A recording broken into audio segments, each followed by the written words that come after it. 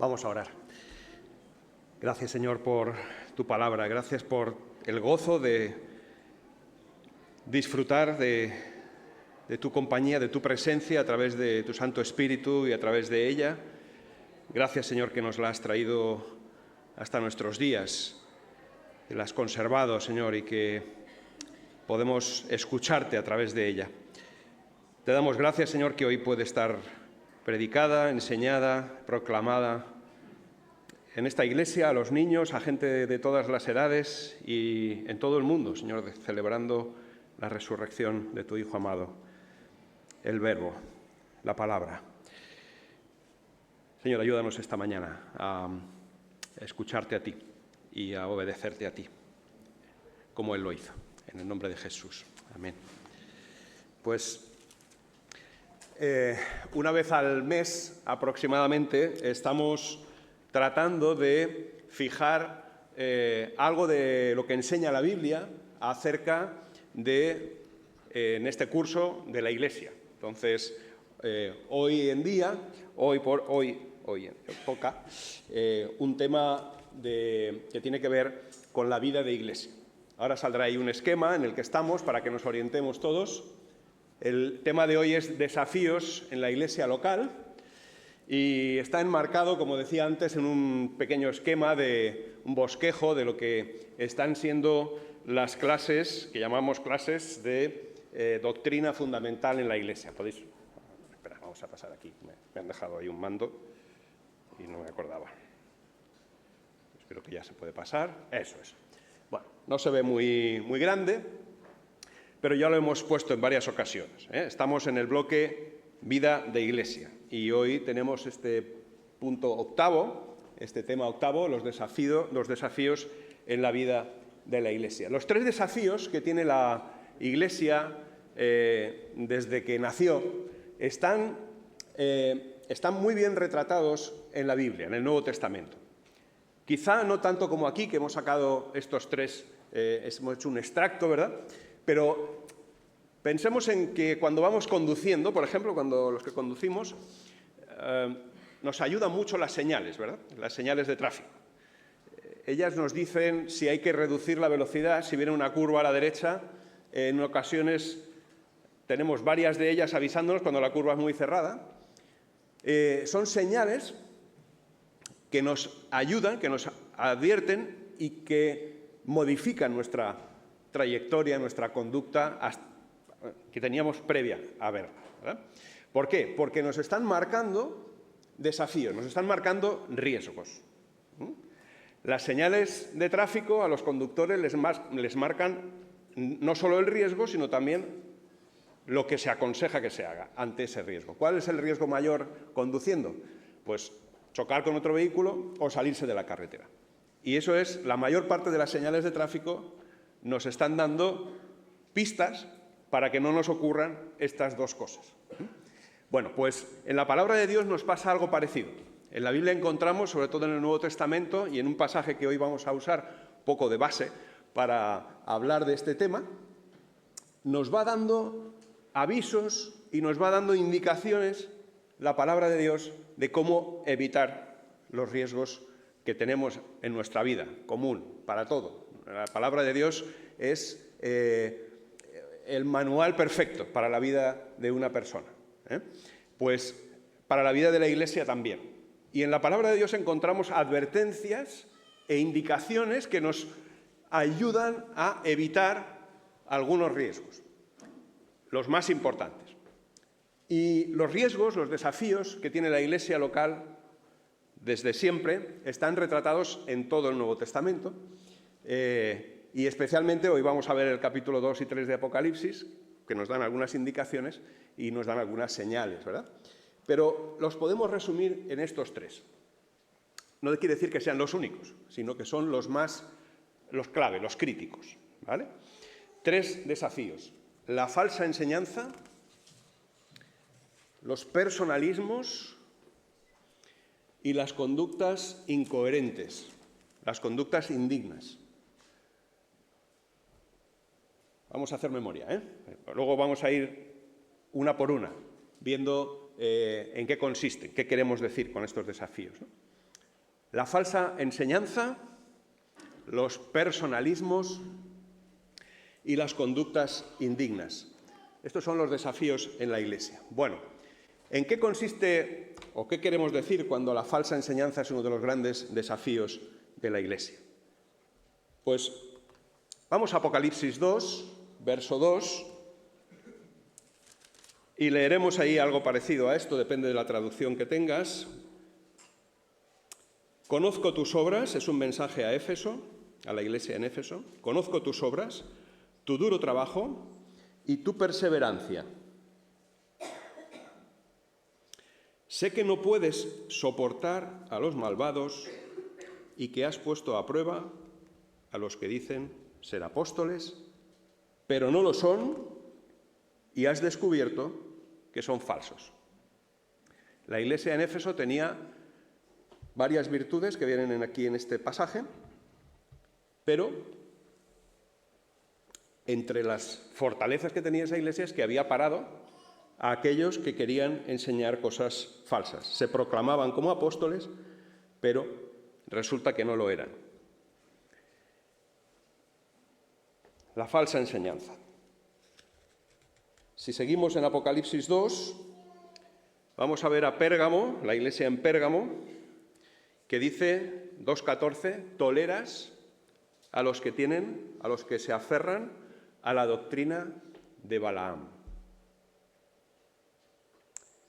En Apocalipsis 2:14. Si vamos a 2 de Pedro y a Judas 1:11, se menciona con cierta frecuencia la doctrina de Balaam. La Iglesia tenía el riesgo de aferrarse a la doctrina de Balaam. ¿En qué consistía esa doctrina? Pues fundamentalmente, no podemos entrar mucho, pero es una de las grandes desviaciones de la Iglesia en toda su historia. Y es mezclar. La doctrina de Balaam se basaba en quitarle pureza a la doctrina cristiana, quitarle pureza a la Iglesia. Es decir, no todo lo que no es cristiano es tan malo. ¿Vale? Es un poco esa idea. La doctrina de Balaam había hecho mella en muchas iglesias y había debilitado el testimonio justamente porque la mezcla de doctrinas, de religiones y de prácticas religiosas confundía a los creyentes y a los no creyentes acerca de una cosa muy importante, y es que el Evangelio no es una religión. Cuando empezamos a ponerle aditivos al Evangelio, al cristianismo, e intentamos que la gente entienda que esto también es otra religión, y decimos es que el cristianismo es la mejor religión o la religión verdadera, confundimos a las personas. Porque les damos a entender que siendo evangélicos, que siendo cristianos, perteneciendo a una iglesia concreta, van a tener salvación, van a tener vida eterna. Y pertenecer a la iglesia, queridos hermanos, seguro que todos estaremos de acuerdo en que no da la salvación. Pertenecer numéricamente, estar en el libro de miembros, de registro de miembros, no da la salvación, no da la vida eterna. Puedes estar toda tu vida practicando la religión que te parezca mejor. Serás una persona religiosa, pero no serás salvo. No serás salva. No tendrás el gozo de la salvación, no tendrás la vida eterna. Y eso era algo que ya desde el principio la Iglesia empezó a admitir de distintas formas, de distintas razones. La doctrina de Balaam, a la que se refieren aquí, consistía en mezclar la adoración al único Dios verdadero con otros dioses, con otras religiones, con otras formas. Hombre, no son tan malos, ¿no? Entonces, imaginaos, Jesucristo dijo, yo soy el camino, la verdad, la vida. Nadie viene al Padre sino por mí. Y el culto cristiano a veces rebaja esa afirmación, esa enseñanza de Cristo. Y algunas confesiones cristianas están declarando ya, incluida la de Roma, que todos los caminos llevan al Señor, en lugar de llevan a Roma, que todos los caminos llevan a la salvación, que lo importante es que seas una persona que quiere hacer, que quiere hacer la voluntad de Dios, por mucho que lo hagas. Vino Cristo aquí a morir porque no somos capaces. Así que esa es una de las falsas enseñanzas más extendidas. Vamos a tener que ir un poquito rápidos, pero es importante que tengamos bien claro, ¿no?, que esta es una de las grandes falsas enseñanzas: disfrazar el cristianismo de lo que no es. El culto a María es disfrazar el cristianismo de lo que no es. Las indulgencias globales, universales, es disfrazar el Evangelio y a Cristo de lo que no es. Y acabamos de escuchar a un señor subido ahí a lo que llaman el púlpito de San Pedro, o el trono de San Pedro, diciendo estas cosas en nombre de la cristiandad. Es triste, pero es uno de los grandes riesgos y los grandes desafíos que tiene la Iglesia. Y por desgracia, pues a veces la Iglesia se desliza y lo hace de forma muy potente. Hay otros deslizamientos: disfrazar el Espíritu Santo de lo que no es. Disfrazar el Espíritu Santo de algo que se parece más a una fuerza que reparte las tres cosas que dice la canción popular que hay en la vida: salud, dinero y amor. Ese no es el Espíritu Santo del Señor. El Espíritu del Señor es el poder que resucitó a Cristo de la tumba. Es el que cambia tu vida, el que cambia mi vida cuando deposito mi fe, mi confianza en el Señor Jesucristo. Ese es el Espíritu de Dios. Por supuesto que hace maravillas, que hace cosas impensables, que hace cosas inimaginables, pero no es alguien a quien tengamos en una lamparita, como el genio, frotemos y le pidamos los deseos que nos apetezca, sobre todo aquellos que tienen que ver con nuestras apetencias más bajas, y nos lo conceda todo. Así que disfrazar al Espíritu Santo de lo que no es también es una tentación y un desafío para la Iglesia hoy por hoy. Y también hay aquí en el capítulo 3 de Apocalipsis algo que también es común, que también ha sido común toda la historia de la Iglesia, y es la falsa motivación en las iglesias de Sardis y la Odisea. Vamos a leerlo. Apocalipsis 3, del 1 al 3. Le dice el Señor a la iglesia de Sardis: escribe al ángel de la iglesia de Sardis: esto dice el que tiene los 7 espíritus de Dios y las 7 estrellas. Conozco tus obras, tienes fama de estar vivo, pero en realidad estás muerto. Despierta, reaviva lo que aún es rescatable, porque no he encontrado que tus obras sean perfectas delante de mi Dios. Así que recuerda lo que has recibido y oído, obedécelo y arrepiéntete. Si no te mantienes despierto, cuando menos te lo esperes, caeré sobre ti como un ladrón. No se ponen paños calientes a estas situaciones. La Iglesia que tiene falsas motivaciones, la Iglesia que realmente no es consciente de su debilidad y de su dependencia de Dios y cree que está por encima, ¿verdad?, de incluso las debilidades que pueda tener el cristianismo o el cristiano, mejor dicho, pues es una Iglesia que está aquí amonestada, y nosotros en Suances tenemos que tener mucho cuidado con no ponernos por encima de donde no nos corresponde, ¿verdad? En la Odisea pasa algo parecido. Este es más conocido, ¿verdad? Se cita mucho este pasaje. En 3:15-17, ¿verdad? Apocalipsis 3:15-17. Conozco tus obras, sé que no eres ni frío ni caliente, sino tibio. Voy a vomitarte de mi boca. Dices, soy rico, me he enriquecido y no me hace falta nada, pero no te das cuenta de que el infeliz y miserable, el pobre, ciego y desnudo, eres tú. Así que, y esto era una iglesia del Señor, a la que el Señor ama y a la que el Señor amonesta, con palabras tan claras, ¿verdad? En general, la falsa enseñanza va a estar siempre relacionada con tres cosas. A ver si nos sale la diapositiva. Pues no sale. Ahí está. Gracias. La inspiración y la autoridad de la Escritura suelen ponerse en riesgo, suelen ponerse en duda. Si la Escritura no es totalmente inspirada, como algunos dicen que contiene la palabra de Dios, pero no es la palabra de Dios, pues le quitamos autoridad, ¿verdad? Y además nos otorgamos nosotros la capacidad de decidir qué es lo que es inspirado y qué es lo que no, ¿verdad? Cuando afirma alguien, la Biblia contiene la palabra de Dios. Nos está queriendo decir que no todo lo que hay es palabra de Dios. La Biblia no contiene la palabra, la Biblia es la palabra de Dios.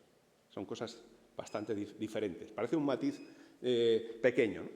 Pero es importante, porque es una de las fuentes de falsedades que la Iglesia a lo largo de los siglos ha estado enseñando y en las que ha estado cayendo. Y también elimina no solamente la inspiración, sino, por lo tanto, la autoridad, ¿no? Si hay pasajes que no están inspirados, pues su autoridad hay que quitarla de ahí, ¿no? Y tenemos que cambiarla. ¿Por qué autoridad? Pues una vez más, nos encontramos con ese desafío, ¿no?, de la falsa enseñanza, y es que lo que en la Biblia está anticuado, la Iglesia lo va a renovar. Y encontramos también iglesias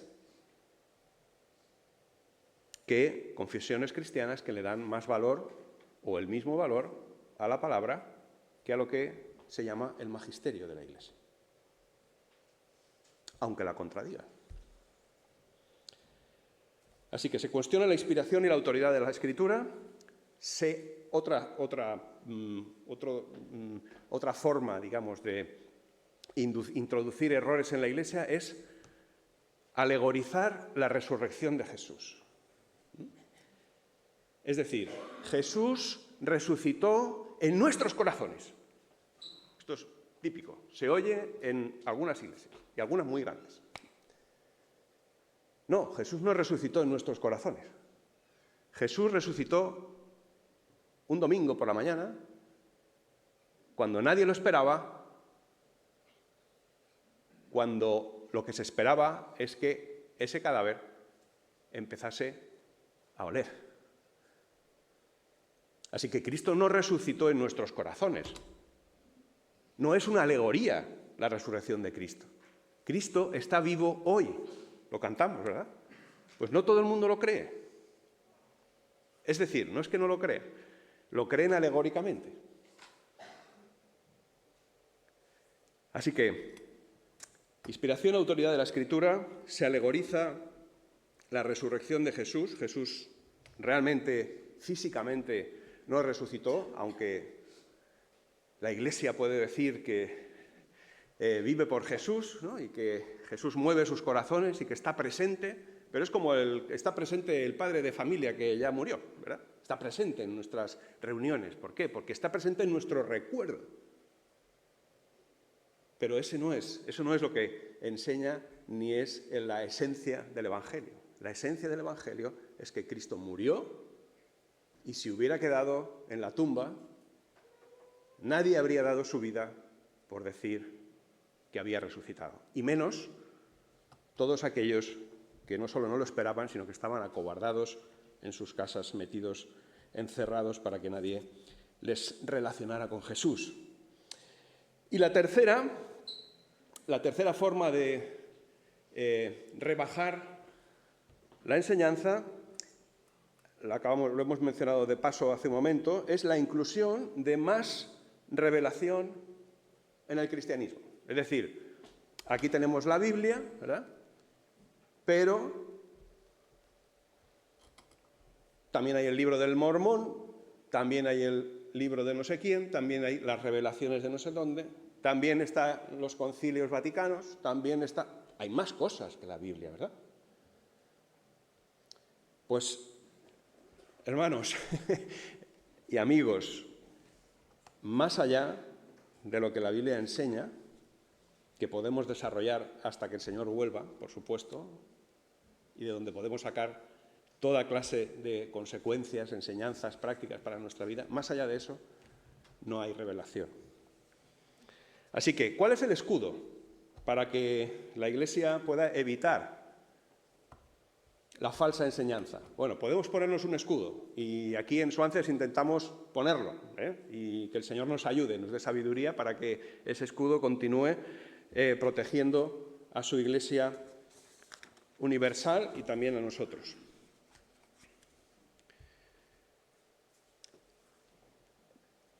Jesús está relacionado con la palabra de Dios, ¿verdad? Jesús, dice el Evangelio de Juan, capítulo 1, verso 1, que en el principio era el Verbo era con Dios y el Verbo era Dios. Y luego, por lo que dice después, deducimos que estamos hablando, Juan el evangelista está hablando de Jesús, el Hijo amado de Dios. Y dice que era el Verbo, que era la palabra. Jesús mismo habló de que no decía otra cosa, no enseñaba otra cosa que lo que su Padre le había dado. ¿Os acordáis? Hay varios pasajes en los evangelios en los que Jesús dice, no, si no hay nada mío, es lo que Dios me da. Las palabras que mi Padre me da son las que yo os estoy dando. Juan quedó muy impresionado con la oración de Jesús en el capítulo 17 del Evangelio de Juan, por eso la incluyó aquí, ¿verdad?, en este capítulo. Cuando Jesús está orando por ellos, capítulo 17, versos 7 a 8, Jesús dice al Padre, ahora saben, hablando de los discípulos, que todo lo que me has dado viene de ti. ¿Por qué? Porque les he entregado las palabras que me diste. Y ellos las aceptaron. Saben con certeza que salí de ti y han creído que tú me enviaste. Es más, a Jesús se nos presenta como el abecedario completo, ¿verdad? Es la palabra de Dios completa. No hay nada. Antes de la A, en nuestro abecedario, ¿cuál es la letra anterior a la A? ¿Alguien me la puede decir? La letra anterior a la A. ¿Y la posterior a la Z? Pues Jesús es el alfa y la omega, que era el alfabeto griego. Es la A y la Z. No hay nada antes de él ni hay nada después de él. Es la revelación de Dios. Dice Hebreos capítulo 1, verso 1, ¿no?, que Dios, habiendo hablado en otros tiempos a nuestros padres por los profetas, en estos postreros días nos ha hablado por el Hijo. Así que la palabra es nuestro único objeto de atención, de instrucción y de conocimiento espiritual. Ahí tenéis las citas de los pasajes que hemos mencionado. La Iglesia no puede obviar la palabra, obviar la Biblia, como hace poco escuchaba de una persona que nos visitaba, como si fuera algo del pasado. Si la Iglesia pierde la palabra, pierde a Cristo. Y si la Iglesia pierde a Cristo, ¿en qué se transforma? Pues en grupos de autoayuda, en gente que más o menos pues, se cae bien, come juntos, se ayudan entre ellos, y que poco a poco, sin Cristo en medio, sin el Espíritu Santo en medio, se van diluyendo. Así que mucho cuidado, queridos hermanos, y este es el escudo. El escudo ante las falsas enseñanzas es, en primer lugar, la palabra de Dios que nos habla de que Cristo es la palabra, y también eso significa dos cosas. Una es, tenemos ahí, huir de los discursos y bajar a los textos. No estamos hablando de algo intelectual, estamos hablando de algo genuino, de la esencia. Nosotros podemos saber mucho acerca del Señor, ¿verdad? Lo hemos hablado muchas veces. Pero si no conoces al Señor personalmente, no te sirve para nada, ¿verdad?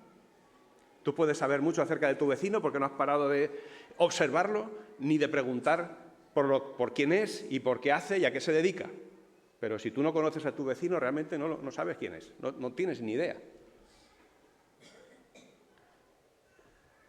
Huyamos de los discursos, huyamos de las predicaciones temáticas, de cosas de actualidad. Vamos a hablar de, qué sé yo, este domingo toca hablar pues de, ¿cómo se llama eso que ahora está tan de moda? Que la palabra está de moda, esto se ha pasado siempre, ¿no? Que es dejar las cosas para más adelante. Procrastinar, ¿no? Hace poco oí un sermón sobre la procrastinación. Muy bien, perfecto. Vamos a hablar sobre la influencia de las decisiones de los gobernantes tipo Trump y tal en este mundo, ¿no? Vamos a hablar de eso, ¿no? Y al final, pues, de pasada se saca algún versículo, ¿no? Para ilustrar el gran mensaje que el predicador tiene para ese día. Pues, queridos hermanos, la palabra no nos enseña eso, no tenemos ese modelo. El modelo que tenemos es ceñirnos a los textos, ¿no? Y sacar de ahí aquello que el Espíritu Santo tiene para nosotros. Hay abundancia sin final, sin fin. Así que bajemos a los textos, queridos. Y no hay otra forma de bajar a los textos que leerlos y, en la medida de lo posible, ir memorizando. Que la palabra de Dios sea nuestro alimento. Que la palabra de Dios esté presente delante de nuestras... Ahora es más fácil con los teléfonos, ¿verdad? Con los móviles y demás. Que esté presente constantemente en nuestra vida. Y no porque sea como un talismán, no es un amuleto de buena suerte. Es el legado mayor que el Señor tiene para nosotros. Después de su Hijo amado. Él nos dio a su Hijo y nos dio su palabra. Ya no nos puede dar más. Así que memorizar y leer la palabra de Dios. Esto está enseñado, ¿no? En toda la Biblia. En Deuteronomio, yo recuerdo mucho que esto nos lo enseñaban en la escuela dominical cuando éramos pequeños, ¿no? Deuteronomio 6, del 6 al 9. Grábate en el corazón estas palabras que hoy te mando. Indícaselas continuamente a tus hijos. Háblales de ellas cuando estés en tu casa, cuando vayas por el camino, cuando te acuestes, cuando te levantes. Átalas a tus manos como un signo. Llévalas en tu frente como una marca. Escríbelas en los postes de tu casa y en los portones de tus ciudades. No sé si hay duda sobre lo que aquí nos está indicando la palabra, ¿no? La Biblia. Y el Nuevo Testamento dice, Colosenses 3:16, ¿no? 3:16 hay varios pasajes en la Biblia que si memorizamos todos los 3:16 ya tenemos unos cuantos y son bonitos y son buenos. Colosenses 3:16, que habite en vosotros la palabra de Cristo con toda su riqueza. Dice la Nueva Versión Internacional. Instruíos y aconsejaos unos a otros. No dice con el manual del buen liderazgo, el manual de la buena de la autoayuda. Dice instruíos y aconsejaos unos a otros con toda sabiduría. Bien, hemos cubierto el primer desafío, el desafío de la falsa enseñanza y el escudo que tenemos aquí. Vamos a ver el segundo desafío, los personalismos. Conocemos muy bien este pasaje, ¿no? El pasaje de 1 Corintios, capítulo 1, verso 10. La primera carta de Pablo a los Corintios ya desafía justamente los personalismos. ¿Qué dice? A ver, ¿quién la tiene por ahí? Que la pueda leer en voz alta. ¿Quién se atreve? 1 Corintios 1, del 10 al 13. Os suplico, hermanos, en el nombre de nuestro Señor Jesucristo, que todos viváis en armonía y que no haya divisiones entre vosotros, sino que os mantengáis unidos en un mismo pensar y en un mismo propósito. Digo esto, hermanos míos, porque algunos de la familia de Cloé me han informado de que hay rivalidades entre vosotros. Me refiero a que unos dicen, yo sigo a Pablo, otros afirman, yo a Apolos, otros, yo a Cefas, y otros, yo a Cristo. Gracias. Los personalismos.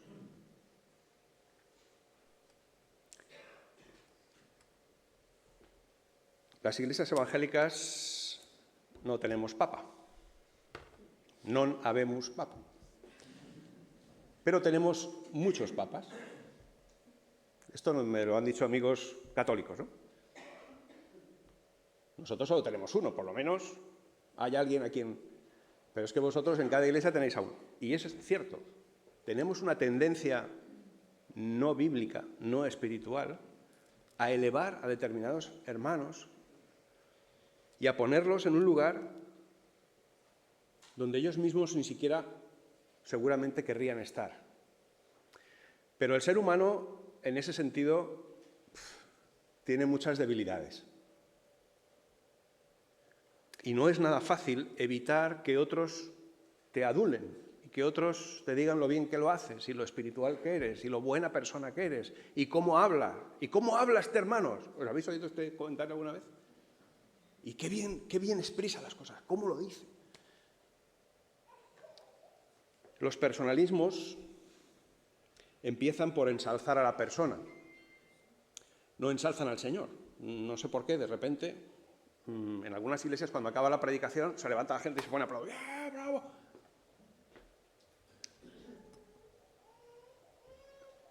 El aplauso que habla de que estamos de acuerdo con lo que dices es sano. El aplauso que te habla de lo bien que lo has hecho no es sano. ¿Entendemos la diferencia? Determinado. Como le hayamos dado a ese hermano o a esa hermana cierta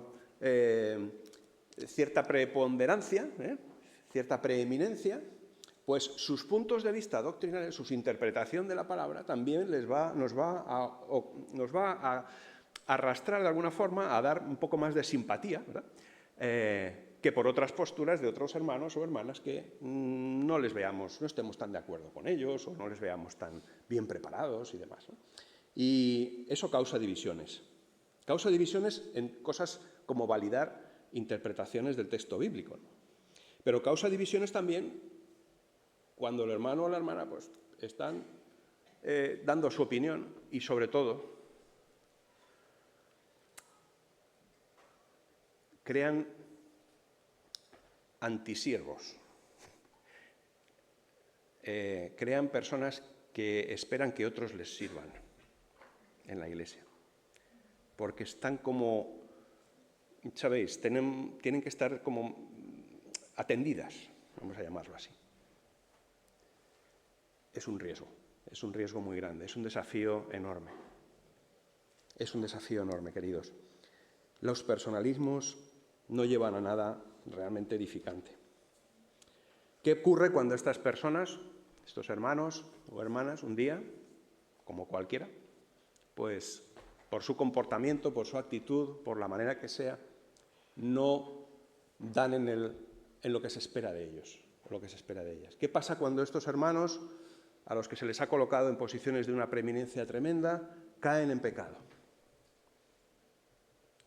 Pueden pasar dos cosas. Una, que su entorno más cercano lo proteja y no se entere nadie más que su entorno cercano. Se hace como una especie, ¿sabéis cuando una nuclear tiene un accidente, ¿no? Que se le pone como una especie de sarcófago de cemento alrededor para que no se escape la radiación? Pues con estos casos, su entorno intenta protegerlo. Y si la persona en preeminencia no tiene el valor suficiente para decir no me pongáis esto porque he caído y tengo que confesar delante del Señor que he caído y pedirle perdón a Él y a vosotros, lo que suele ocurrir no es que el sarcófago lo tapa todo, sino que el sarcófago tiene siempre fugas. Y acaban sabiéndose las cosas normales de las personas a las que las hemos puesto sobrenormales, las hemos puesto de superhéroes cristianos, de superhéroes, que no están en la Biblia, no hay superhéroes en la Biblia, solamente está Jesucristo, el único que no pecó. El resto, vamos a buscar alguno y estaremos aquí mucho tiempo y no lo encontraremos. Así que, queridos, hace mucho daño cuando alguien a quien se le ha dado una preponderancia tremenda, por lo que sea, cae en pecado y además intenta que sus más cercanos lo tapen.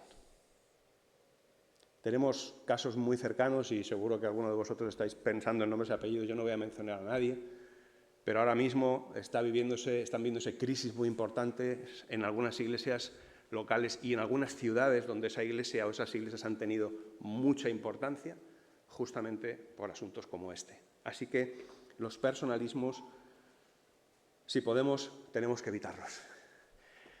Crean divisiones y no crean siervos. Crean gente que no está en la voluntad del Señor. Bueno, para este desafío también tenemos escudos, ¿eh? El escudo más importante es el modelo del Nuevo Testamento, el trabajo en equipo. El trabajo en equipo y los grupos de liderazgo. Jesús no envió a nadie solo. En el Nuevo Testamento no encontramos a personas solas por ahí haciendo su obra sin ningún apoyo y sin ningún reconocimiento de nadie. Las iglesias del Nuevo Testamento se refieren al liderazgo siempre en plural. Presenta la iglesia liderada por ancianos que dirigen y enseñan con el ejemplo, junto con diáconos que apoyan y reparten la carga. En nuestro caso aquí, en Suances, ambas cosas están reconocidas oficialmente por la Iglesia, ¿no? No son espontáneos. Los ancianos, los obreros, los diáconos, trabajamos en equipo, cuidamos unos de otros,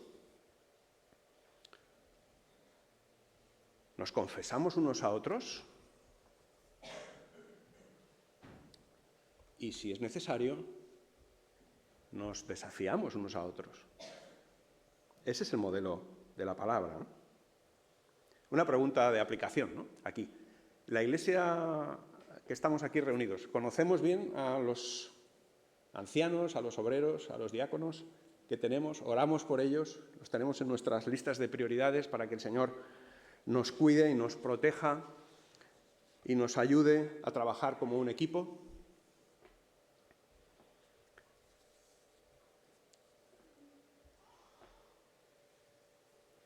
Muchos de vosotros estáis incorporándoos a la Iglesia en los últimos pocos años y a lo mejor no conocéis a todos. Pero tenemos, gracias al Señor, un equipo muy intercomunicado, muy interconectado en la Iglesia. Y queremos que sea así. No está hecho por casualidad ni porque lo ponga en un manual, sino porque la palabra de Dios nos lo enseña. Federico y Lucía, sabéis que están en Cabanillas con un equipo, con Chris y Rosy, trabajando para cuidar y pastorear y discipular a aquel grupo de allí. Dan Anderson y Eva están discipulando y están cuidando de entre pueblos. Enrique discipula y cuida en Suances junto con un equipo de personas. José Antonio, exactamente igual. Hermanos y hermanas que están, me gustaría que si están aquí, que se pusieran de pie para que los que no los conozcáis, los conozcáis, que están sirviendo como diáconos y diaconisas. Alicia Aparici, ahí al fondo. Ahora está sirviendo con las pantallas y el sonido, pero su tarea principal es la administración, es asistir a la secretaría de Jorge. Marimar está liderando el grupo, el equipo que lleva la escuela dominical. Ahí la veis, vestida de rayas. Marco, tesorería. No sé si lo conocéis, es el que lleva las cuentas. Alberto, también está ahí al fondo, Alberto Sánchez, y Rubén Rodríguez, a cargo de las instalaciones de este y de otros locales. Iván, allí, a cargo de los jóvenes y también de los eventos de la iglesia, de los grandes eventos que tenemos, como tipo campamento de iglesias y cosas así que organizamos de vez en cuando, ¿verdad? Eloísa, trabajando entre las mujeres. Eloísa, ¿dónde andas? Aquí. Laura Rodrigo en la obra social, trabajando en equipo con Blanca y con otras, para que entre nosotros no haya quien pase necesidad. y otros que, aunque no están reconocidos como diáconos o diaconisas, están sirviéndonos y sirviendo en estos equipos. Así se trabaja en la Iglesia del Señor, queridos. Y somos privilegiados, porque no tenemos uno que lo hace todo. Hay que buscar más manos y más pies, y tenemos que ser más en ese equipo. Así que estamos todos invitados. Pero lo que no vamos a hacer es reducir el equipo. ¿Eso tiene beneficios? Pues diversidad de perspectivas, ¿verdad? Y tiene también desafíos. Los beneficios más importantes de trabajar en equipo los tenemos aquí. Hay distintos puntos de vista y eso nos ayuda a prevenir errores, nos ayuda a gestionar y aprender a no estar de acuerdo todos, ¿verdad? Que es muy importante, nos ayuda a discrepar en armonía y nos ayuda también a ser humildes, a saber, a reconocer que que uno no tiene todas las respuestas, todos los puntos de vista y todas las soluciones a todas las cosas. Así que eso nos hace, creemos que nos hace, pues, tener una capacidad de edificar la Iglesia mejor, mayor. Eso también nos ayuda a que la Iglesia cumpla con la misión de forma más eficaz. Al haber más personas intentando tener todas las perspectivas, pues la Iglesia se mueve con un poco más de eficacia. Y también ayuda a que en la Iglesia se desarrollen los dones. Los hermanos y las hermanas, viendo a otros cómo sirven, se estimulen y pregunten, oye, ¿yo qué hago? ¿A mí qué me toca? Así que ese escudo del trabajo en equipo, que es el modelo del Nuevo Testamento, es justamente lo que buscamos, tanto en Cabanillas como entre pueblos. Buscamos liderazgo plural, cuidar unos de otros, darnos cuenta unos a otros y crear un ambiente de gratitud al Señor por las vidas y por los dones que Él nos ha dado en los demás. Muy bien, pues vamos con el tercer con el tercer desafío. Las conductas incongruentes, inconsecuentes.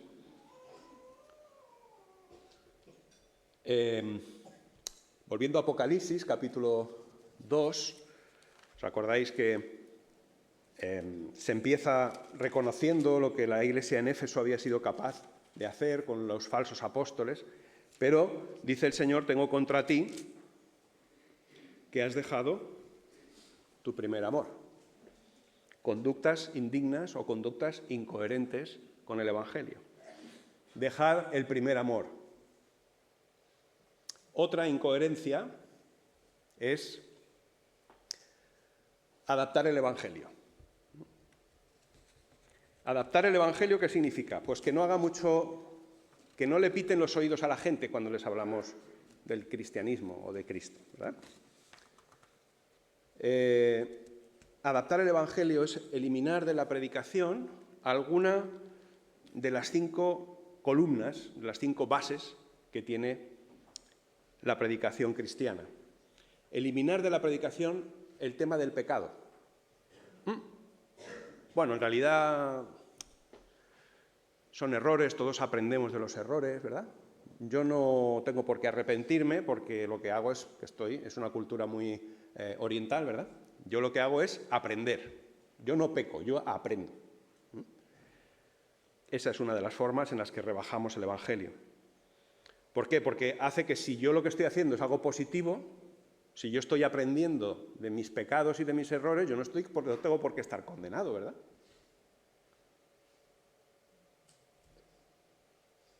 Si es un aprendizaje, si pecar es aprender, entonces no estoy condenado. Al contrario, casi es una bendición pecar, porque así aprendo de los errores, ¿no? Eso es bastante común. Hablar de la cruz o rebajar la cruz como una injusticia que se cometió con Jesús. Dejar a la cruz como una especie de mancha en la historia. Y bueno, al final Jesús dijo que Padre, perdónalos, porque no saben lo que hacen.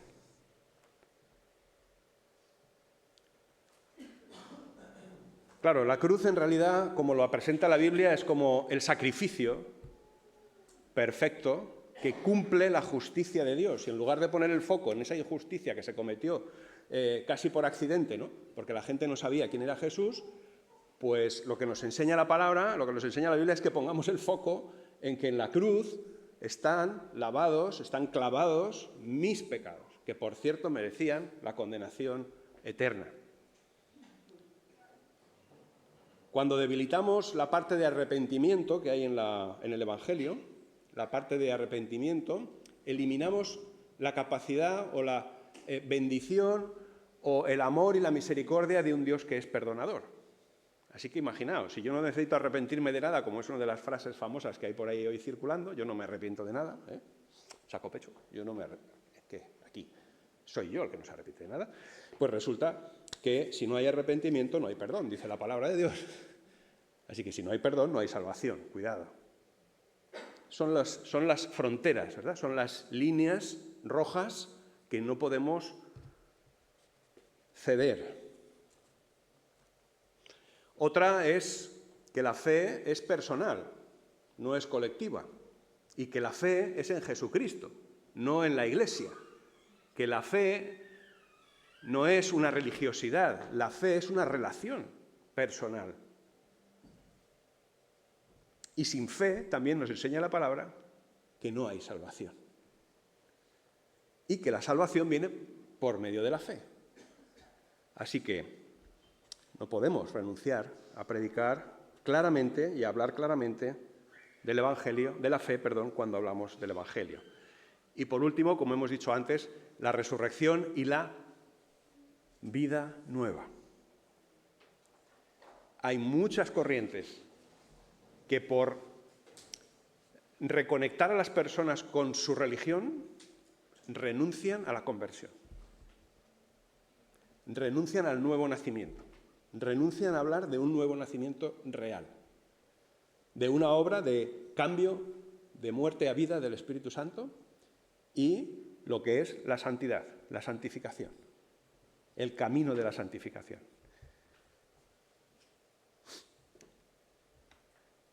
Así que las conductas indignas e incoherentes tienen que ver con cómo predicamos, ¿verdad? Otra conducta indigna e incoherente es el legalismo, el que la Iglesia se convierta en un tribunal, que todos seamos juzgados por los demás, todos nos juzguemos unos a otros y nos expulsemos o nos pongamos castigos unos a otros.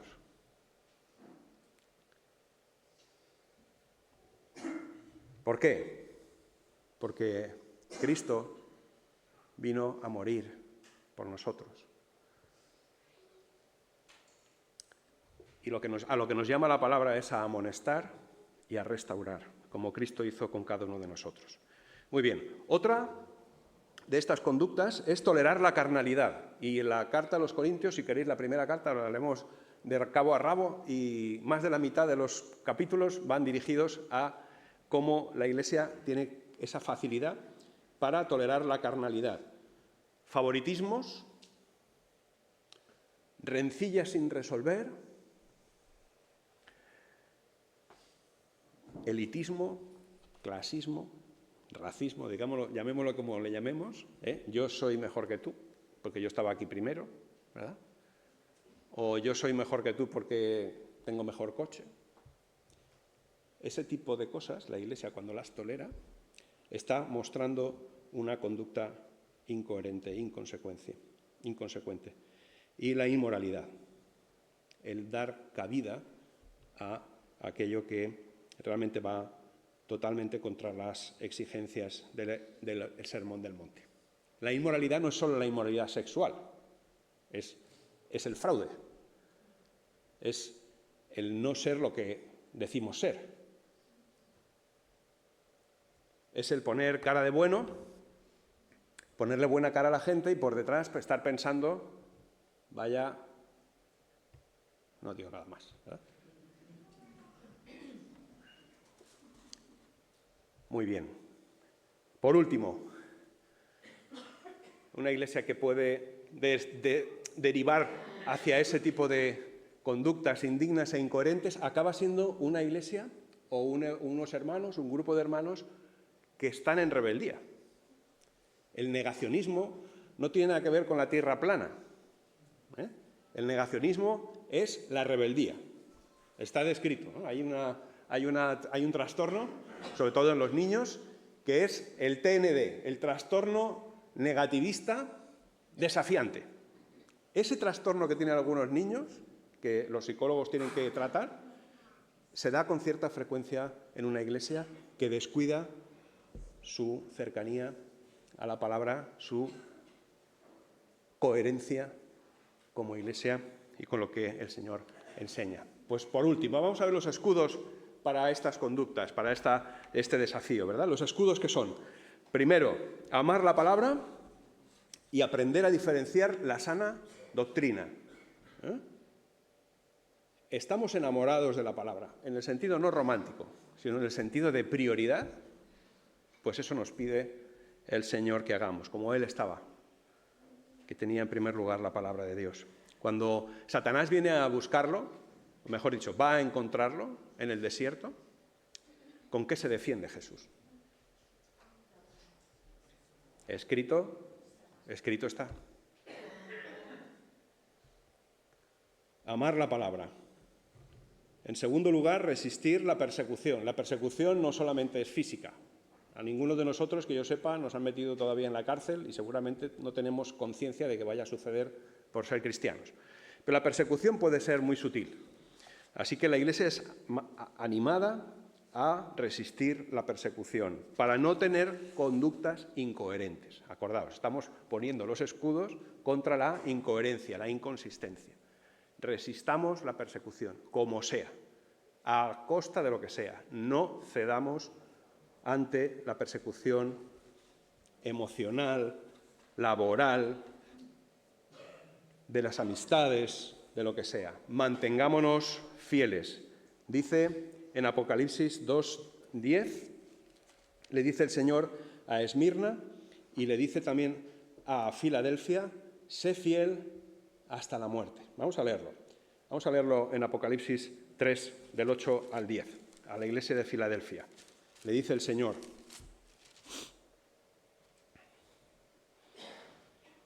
conozco tus obras. Mira que delante de ti he dejado abierta una puerta que nadie puede cerrar. Ya sé que tus fuerzas son pocas, pero has obedecido mi palabra y no has renegado de mi nombre. Voy a hacer que los de la sinagoga de Satanás, que dicen ser judíos, pero que en realidad mienten, vayan y se postren a tus pies y reconozcas que yo te he amado. Ya que has guardado mi mandato de ser constante, yo por mi parte te guardaré de la hora de tentación que vendrá sobre el mundo entero para poner a prueba los que viven en la tierra. Vengo pronto, aférrate a lo que tienes para que nadie te quite la corona. Al que salga vencedor, yo lo haré columna del templo de mi Dios, y ya no saldrá jamás de allí. Sobre él grabaré el nombre de mi Dios y el nombre de la nueva Jerusalén, la que baja del cielo, de parte de mi Dios, y también grabaré sobre él mi nombre nuevo. Aún en los fracasos, el Señor nos llama a la restauración antes que nos quite la llama del testimonio. Es la iglesia amada del Señor de la que estamos hablando, de la que Él habla, no está condenándola, si os dais cuenta. En estos pasajes, el Señor está llamando la atención sobre cuestiones que ponen en riesgo, que desafían a la iglesia. Así que el capítulo 3 de Apocalipsis termina estas cartas a las 7 iglesias diciendo esto, versos 19 a 22. Yo reprendo y disciplino a todos los que amo. Por lo tanto, sé fervoroso y arrepiéntete. Mira que estoy a la puerta y llamo. Si alguno oye mi voz y abre la puerta, entraré y cenaré con él y Él conmigo. Al que salga vencedor le daré derecho a sentarse conmigo en mi trono, como también yo vencí y me senté con mi Padre en su trono. El que tenga oídos, que oiga lo que el Espíritu dice a las iglesias. Que el Señor nos bendiga y nos ayude a estar cerca suyo.